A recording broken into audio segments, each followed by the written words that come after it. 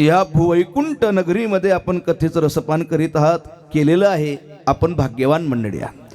खऱ्या अर्थाने का ऐकावं भागवत, कशा करता श्रवण करावं, कशा करता वाचावं, संत मंडळीचे संदेश आहे.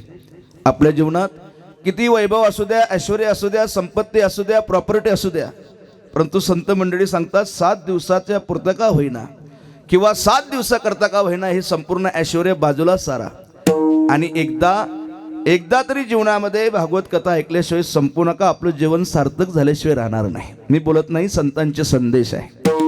सकळ वैभव सांडावे, गीता भागवत वाचावे, मागोलिया मधुकरी नित्य वाचावी, ज्ञानेश्वरी तुका या दासाचे जीवाना, गीता भागवत रामायण सकळ वैभव सांडावे, गीता भागवत वाचावे. असा ह्या ग्रंथाचा महिमा आहे. म्हणून एकदा का होईना भागवताचं खऱ्या अर्थाने श्रवण निश्चित व्हायला पाहिजे. विठाल विठाल.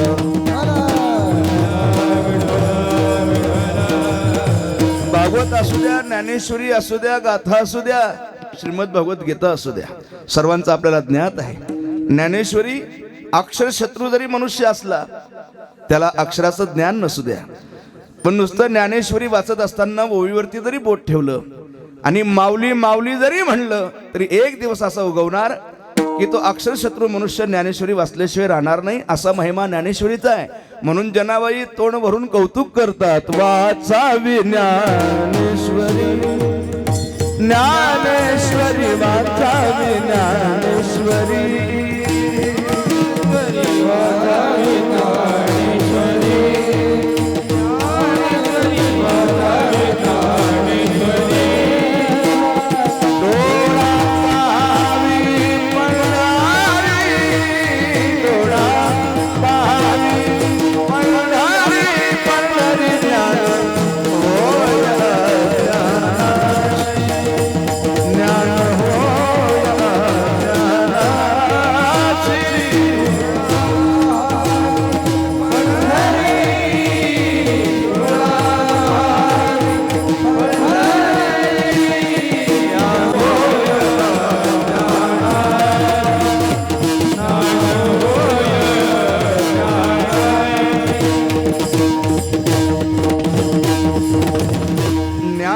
वाचायला लागणार. तुम्ही म्हणणार असा काय महिमा आहे? तसं खऱ्या अर्थाने ज्ञानेश्वरला वरदान आहे. आई सावरया टिकेसी ज्ञान होय ज्ञानाशी. म्हणून ज्ञानेश्वरी काय नाही, ज्ञानेश्वरीत जे जगात नाही ते ज्ञानेश्वरीत आहे.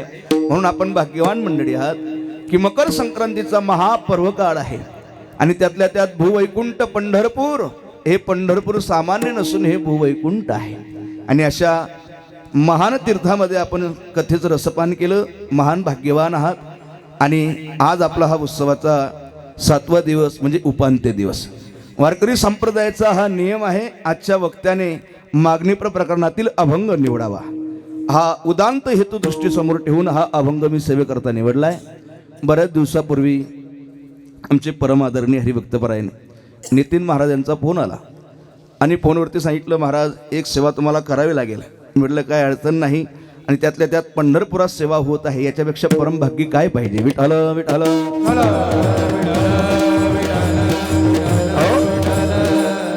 तसं जर सांगायचं म्हटलं तर नितीन महाराज आणि आम्ही जरी वेगवेगळ्या विभागातले असतील परंतु बालवयापासून आम्ही सोबत आहे. तुम्ही म्हणाल कसं शक्य आहे, तुमची तब्येत कशी त्याची कशी. मी फक्त तब्येतीने मोठा आहे, हो वयाने अगदी लहान आहे. आम्ही समान आहेत. नितीन महाराज आणि आम्ही आळंदीला नरहरी महाराज चौधरी म्हणजे सुकाडेबाई धर्मशाळेमध्ये एकत्रित होतो. जवळपास 2006चा हा विषय आहे. 6ला आम्ही सोबत असताना अगदी नितीन महाराज छोटेसे होते आणि आम्ही अगदी भावाभावामध्ये जसं प्रेम नसेल तसं आमच्यामध्ये प्रेम होतं. एकत्र राहण्याकरता होतो. एकाच ठिकाणी जेवण करायचं, एकाच ठिकाणी शिकायचं. महाराजांचं पखवाजावरती पहिल्यापासून प्रारंभापासून अतिशय पखवाजावरती प्रेम आहे. पखवाजाची साधना त्यांनी पहिल्यापासून करत आले. आणि आळंदीत राहायचं म्हटलं म्हणजे तो कालावधी जरा अवघड होता. आताचा कालावधी सुलभ आहे, पण तेव्हाचा कालावधी जरा अवघड होता. आमची मधुकरी 24 वाडी नावाच्या छोट्याशा वाडीत होती. त्या वाडीत जर एखादी मरण पावलं तर 13 दिवस मधुकरी बंद राहावी. मग आम्ही काय खावं? एक तर आमच्याकडे ऑप्शन होतं, जय राम श्रीराम जय जलाराम, त्याच्या लाईनीमध्ये आम्ही लागत होतो. आणि तेही एखाद्या वेळेस वेळेनुसार, क्लासनुसार, जर वेळेनुसार हुकलं तर मग पर्याय एक होता, 2 रुपयाचं तेल आणावं, कोरडी चटणी घ्यावी आणि ज्या मधुकरेच्या एरवी दिवसामध्ये वाचलेल्या शिल्लक राहिलेल्या बाजरीच्या भाकरी असाव्या त्या उन्हात आम्ही स्लॅबवरती वाढवून घ्यायचो. आणि ज्या वेळेस खाण्याकरता नाही त्यावेळेस त्या भाकरी खायच्या, असे अतिशय गंभीर परिस्थिती त्यावेळेस आम्ही भोगली. आणि नितीन महाराजांनी इतक्या कठीण समस्येतून बाहेर निघून इतका मोठा आज हे श्री क्षेत्र वैकुंठ भूवैकुंठ पंढरपूर नगरीमध्ये आज ही वारकरी शिक्षण संस्था या ठिकाणी निर्माण केली. आणि महाराजांच्या हातून आज हजारो विद्यार्थी मात्र शिकून बाहेर पडित आहे. विठ्ठल विठ्ठल.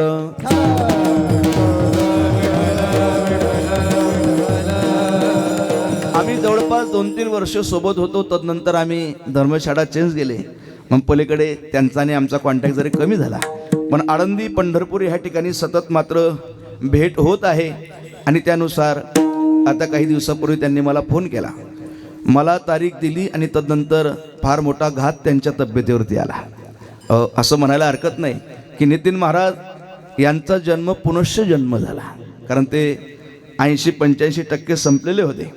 पण पांडुरंगाचा आशीर्वाद, देवतारी, आमच्या खानदेशात एक म्हण आहे, देवतारी त्याला कोण मारी आणि हातोपाई मरी ते देव बी काय करी. विठ्ठल विठ्ठल विठ्ठल.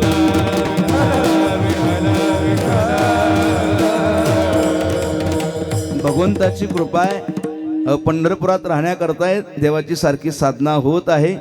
आणि देवाचं खऱ्या अर्थाने जो चिंतन करेल, भजन करेल, जो त्याला शरण जाईल, त्याच्यावर तो मात्र संकट येऊ देणार नाही. कारण तो भक्ताचं पुढेही रक्षण करतो आणि मागेही करतो.